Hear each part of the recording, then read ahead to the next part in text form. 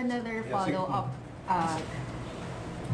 Sir, another follow-up. So, sir, kung nung 17th Congress, nabura na nga po yung malpractice po nung sa maling number sa quorum, sir. Sir, ba't ngayon, kung susundan yun, sir, yung sinabi niya na hindi naman totoo or accurate yung number sa floor, bakit hindi uma-attend basically yung mga congressmen? Or bakit, yun nga, parang may discrepancy sa numbers? I don't know. Maybe you should ask them.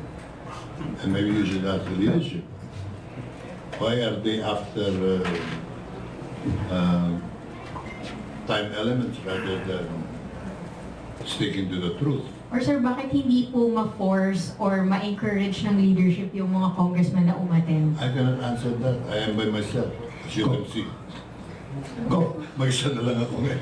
Pero it appears na yung question is during the first roll call, actually isa lang ang roll call, nandun sila. Tapos parang parang naglalakad siya sa school Parang cutting yung classes. Sila nagka-cutting session. Cutting session. And I seek your help on this. Media will play a major role in seeing to it that Congress of the Philippines does things properly. Wala kasi nagre-report Parang okay lang sa atin lahat. Bumukha naman akong solo lang na kumukuna. Bakit hindi punayin ng media?